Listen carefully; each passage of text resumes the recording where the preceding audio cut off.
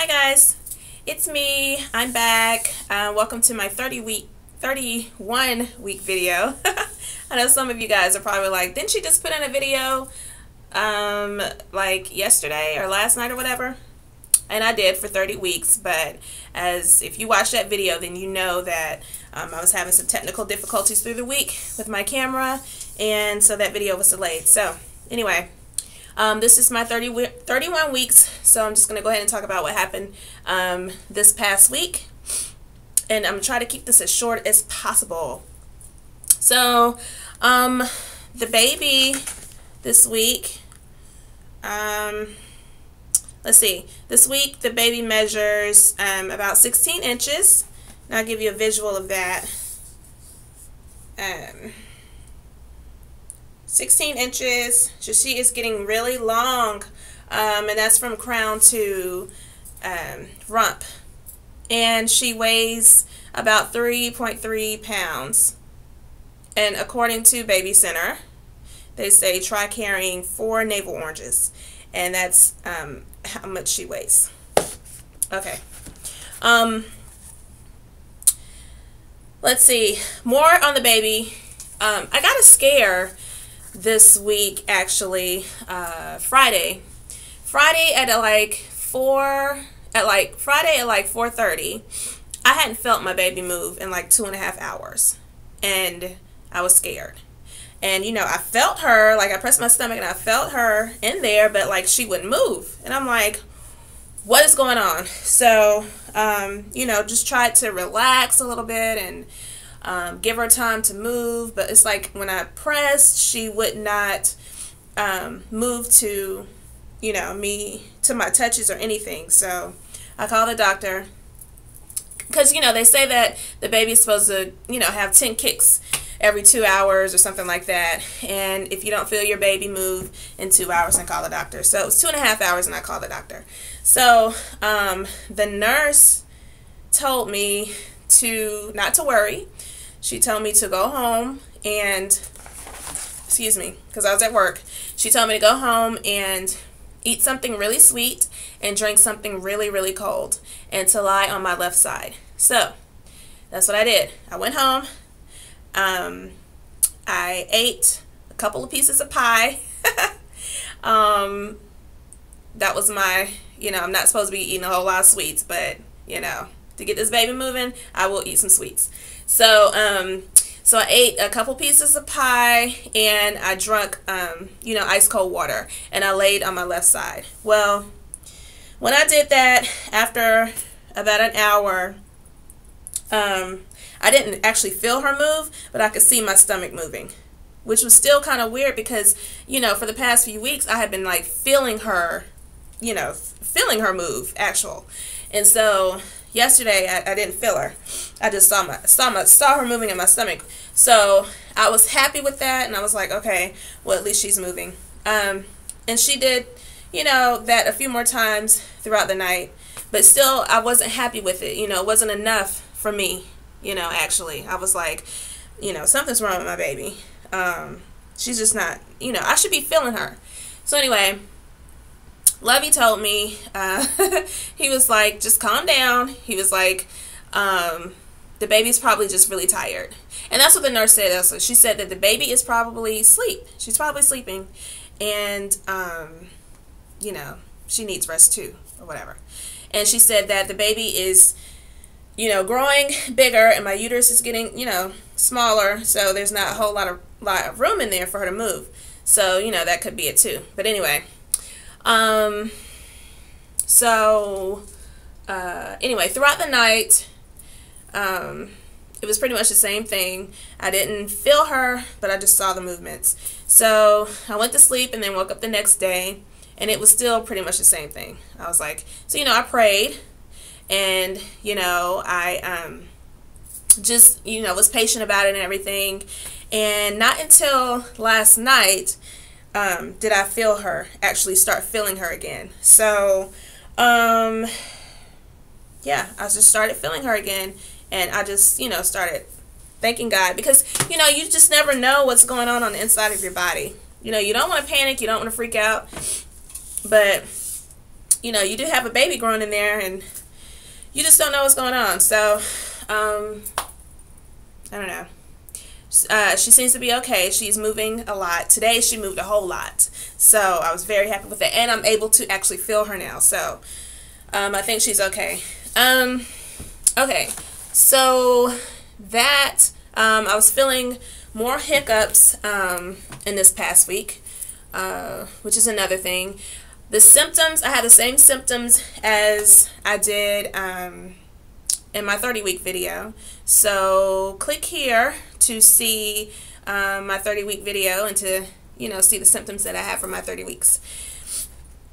Another symptom I do want to mention is itchy nipples. Oh my gosh.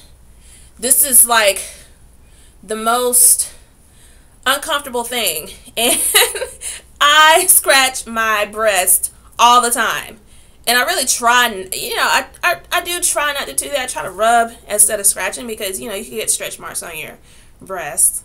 But they itch a lot to the point where my cousin, my first cousin who is pregnant along with me, actually, no, it wasn't planned. But she told me that her nipples were they were itching so much that she wanted to tear them off. And I was like, you know what? I feel you, because mine itch that much, you know, as well. I mean, you just feel like you want to just take them off and just, you know, put them to the side and then put them on the next day. I mean, really. So when I get home from work, like, the first thing I do is take my bra off. It's just really itchy. So anyway, that's an annoying symptom, but it's all for the good. Annoying, but still enjoying. Okay, one thing that I forgot to mention last week in my 30-week video at the doctor's appointment is that she, when I told you guys that she showed me how to feel where the uterus is, she also told me that the baby is head down. So hopefully she will stay that way, you know, until it's time for her to come to this earth. And you know, baby, I mean, she could turn again, but hopefully if she turns, then she'll turn one more time and get her head back down there. So and the doctor actually, you know, she felt the head, which was really cool. So if you're wondering what the head feels like, you know, it's pretty much the hardest part of the body that you'll feel, the very hardest part. So, and it was head down. So let's see, that's that. Today I took 2 classes. One was a breastfeeding class, and the second one was a breastfeeding class for working mothers. And I asked you guys in my 30-week video, and I know I did not give you guys enough time to answer for those who hadn't seen the video, but I asked you if you take your significant others to these classes, to the breastfeeding classes anyway. Excuse me. And I got one response, and she said that, yeah, she would take her husband to the class. And then I've gotten some other general responses from people that say, yeah, you know, they taking him to the class, whatever, yada yada. So anyway, he was all prepared to go, but he got sick, like flu symptoms. Like, so while I was at the class, he was at the doctor getting a shot or whatever. So I took one for the team, for all 3 of us, and went to the class, which was fine with me. You know, it's a breastfeeding class, although in the class they did talk about how, you know, the man, husband, partner, whatever, can, how they can be of support, you know, when we're breastfeeding, and what they can do, you know, what they can do in the process, because, you know, sometimes they may feel left out if we're breastfeeding the baby and, you know, not giving them enough attention or whatever. So anyway, yeah, the class was actually really good. Oh, by the way, he's feeling a little bit better for you. So, you know, I think it was like more like a viral infection than the flu, but, you know, he couldn't go and give everybody what he has. No. So anyway, he's doing a whole lot better. And the most, just as long as he's at the, what is it? The the birthing class and the child CPR. Those are like my two most important classes that I'm going to need him at. So anyway, hopefully he won't get sick again. So let me go over just a few things in this breastfeeding class that we went over. These are actually some really good myths that I'm just going to go over that will pretty much cover just a fraction of what we covered in class. The first myth is the true or false. The size of the breast dictates the amount of milk which is produced, and that is false. Sore nipples are generally due to improper techniques in breastfeeding, and they say that's true. They say that if the baby is latched on correctly, then you won't have sore nipples. So, although I hear of, you know, women that have breastfed that say that they get sore nipples, so I don't know. Maybe they're not doing it right. I don't know. Feeding should average 8 to 12 a day in the first month. That's true. And they say that the reason for that is because the baby eats so much is because their stomachs are the size of a large marble, which is about that size. So, like a teaspoon of food, you know, goes in there, and they use the bathroom to put it out. So that's why they eat so much, because their stomachs are so small. They only hold so much. Okay, the best thing to do if you have inadequate milk supply is to just supplement with formula. And they say false. Because the best milk for you is your breast milk. So supplementing with formula is not really something that they recommend you do, because you get the more nutrients and from your breast milk. And number 5, it is important to avoid chocolate, onions, and jalapenos along with other strong or spicy foods while breastfeeding. Well, they also say this is false. And they say that, you know, if you eat an overabundance of like jalapenos and spicy foods, okay, well then, yeah, it can, you know, come out in the milk or whatever. You know, the baby may not like it. So you just have to watch your intake on that, basically. But they said if you eat a small amount, then, you know, then it's okay. And let's see. They say the first days when you try to breastfeed, typically the first days what comes out is colostrum, which is the clear stuff. And I talked about this in a prior video of mine. I don't know which week it was, but I started having colostrum come out of my out of my breast, which was really weird. It's just a clear, you know, liquid. And what else? This is interesting. At my hospital that I'm going to deliver, they don't give you, and there's a term for this, but I don't know what it is, but they don't put the baby right on your chest as soon as the baby comes out. What they do is they dry the baby first, and then they put the baby on your skin, the skin-to-skin contact, which is totally fine with me, okay? Because honestly, really, you know, we got a lot of stuff going on in there, and I really, you know, don't want all that stuff on me. I'm sorry. That's just my preference. I'd rather have my baby wiped off just a little bit, you know, before she comes and lays up on my chest, okay? Because that's what the nurses and everybody are there for, you know, to wipe her off. So, anyway, I do want to see her when she comes out. Woo, baby girl. Okay, here she is. Yeah. But, you know, putting her on here, you know, just wipe her off first. Yeah. But that's just my preference. You know, call me crazy, but that's me. They also said that it's good to breastfeed exclusively for the first 6 months, and then start them on solid foods. So we'll just see how that goes. I've heard of some parents starting their kids on solids or rice at 4 months, and some just a little bit earlier. But you know, it just depends on what my pediatrician says. So we'll go from there.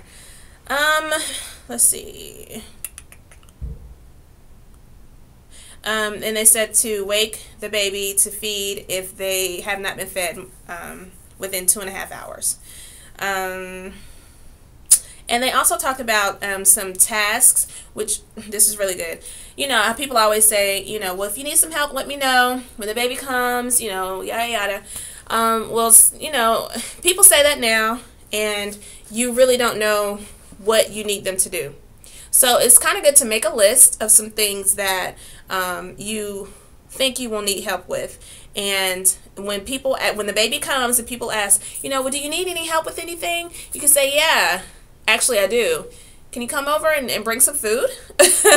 So, I mean, there's a ton of things you can do because, you know, the first couple weeks you're going to be really, really, really tired. And although you have a 2-person team, you know, you can still use, you know, other help. So food is one thing. Laundry is another. Dishes is another.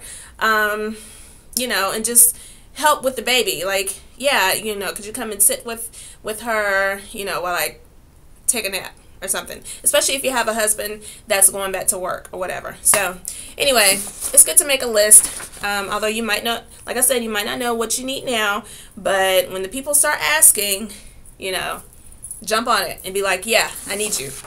And then the next class was the breastfeeding and working class, and it was a pretty good class. Both of these classes were really good, really informative. Information overload though. But they just talked about transitioning from the nipple, the breast to a bottle, you know, when you're going back to work.